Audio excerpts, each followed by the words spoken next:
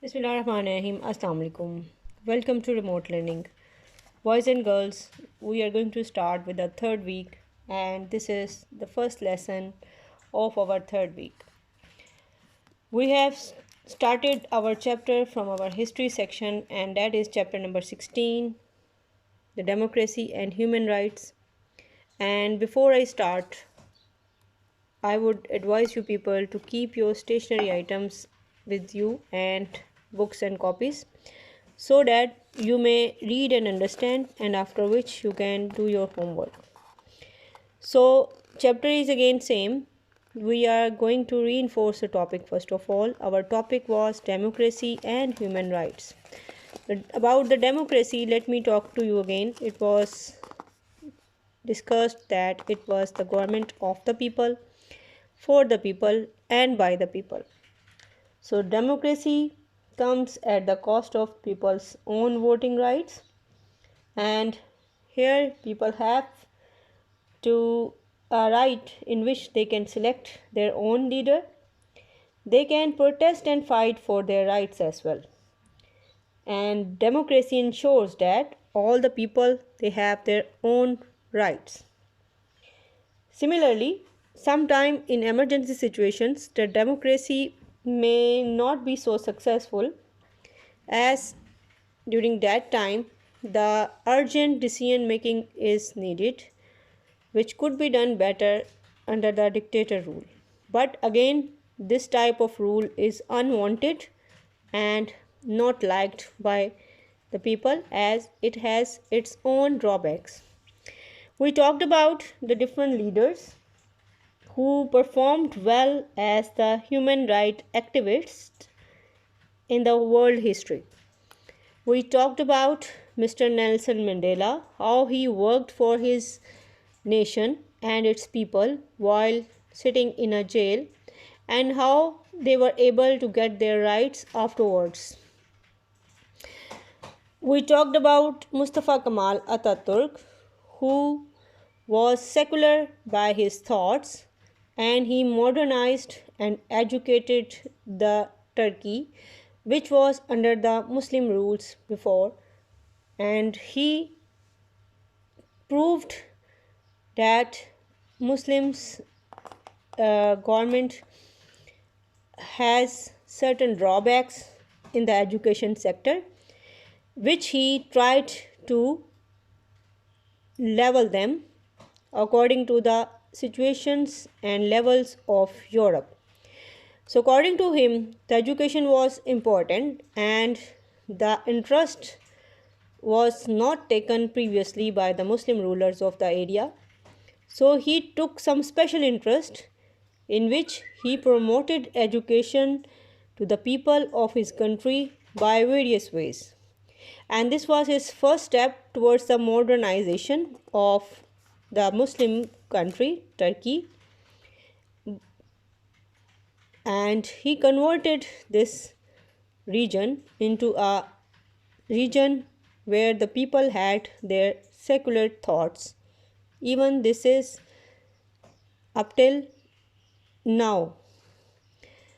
The Western influence could be seen up till now within the Turkey, but again now the government is the Muslim government.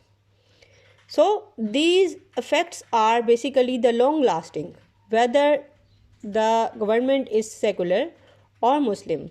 The effects which are as a result of the rulers or their policies, they are long lasting. He modernized and made this Turkey a secular state, which is not liked up till now, but his steps towards the modernization and especially in the education sector were favored by most of the people of that time. Now, if we talk about the human rights violation is going on in different part of the world, and this is not a matter of today, it is happening for a long period of time.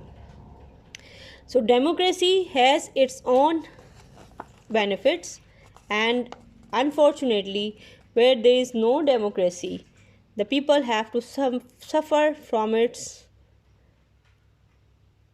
effects, which are as a result of the lack of democracy, or due to no democracy actually. The dictatorship brings the deprivation among the people as they are deprived of their rights mostly during our dictatorship rule. So let's talk about the organizations which, without the second thought of religious or national barrier, they serve to the people and they try to give the rights to the people who are suffering at different situations. So in this lecture for today, we will talk about how the human rights are violated and how they could be provided back to them, and how different nations have different organizations which help the people to give them their rights at different times whenever they need it. These organizations assure the people may get their basic human rights. So if we talk about the United Nations, this was the world organization which was made basically in order to assure the humanitarian conditions and to solve those issues among the nations. So under the United Nations, there are certain agencies which are UNESCO, UNICEF, FAO and WHO, which are working for human rights. So boys and girls, this is page number 133. You can see at the top of this page different organizations which are working under the United Nations. They are United Nations Institute of Advancement of Women, that is UNIFEM. Then United Nations High Commissioner for Refugee, UNHCR. We have talked about them in our chapter United Nations. You may go and check the back pages for this purpose. The third one is United Nations Population Fund, UNFPA. The fourth one is United Nations World Food Program, WFP. Now, United Nations Development Program for underdeveloped regions, that is also working in different areas of the world. We talk about some other organizations like Red Crescent and Red Cross. Red Cross was founded in the mid-19th century to negotiate between the warring countries and to develop the cooperation to provide the relief to the victim of the war and the natural disasters such as the earthquakes and floods. They are active caring for refugees, whether created by war, natural disaster or political upheavals. The Red Cross or Red Crescents are very concerned with the treatment of the prisoners of war and detainees to ensure that they get the humane treatment. So due to the war and some natural disasters, people may suffer, and this is the duty of the Red Crescent and Red Cross organization, that they work for the sufferers, whether they are from any nation, and they try to bring the human rights to those who are deprived of it. Now, in Islamic countries, the Red Cross is known as the Red Crescent or Hilal-e-Ahmar. Medicines Sans Frontiers. This is a voluntary association of international doctors and nurses and other paramedical staff who travel whether there is no war or natural disaster, such as the epidemics or the earthquakes, to do what they do for the sick and wounded. Now, charity organization, there are many NGOs or charity organizations which are trying to help the people so that they may get the relief during the disaster conditions or during the war situations. They are not really rich enough to provide the long-term solutions, but they can offer the temporary help to the for example, shelter, food, and some healthcare to those who are suffering and under the deprivation. Now that was all about our lesson today. Today our homework is about the same kind of organizations which are working in Pakistan. Question is, name some of the humanitarian organizations in Pakistan and write briefly about their work.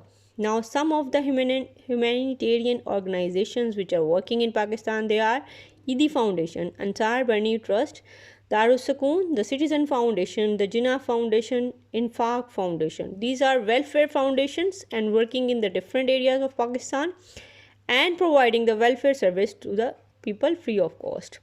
So that is all for today, boys and girls. Do your work and submit it timely in the Google Classroom. See you soon, inshallah. Before we start our next lesson, don't forget to read the back pages so that you may have the reinforcement of the topic. Thank you very much. See you soon. Allah Hafiz.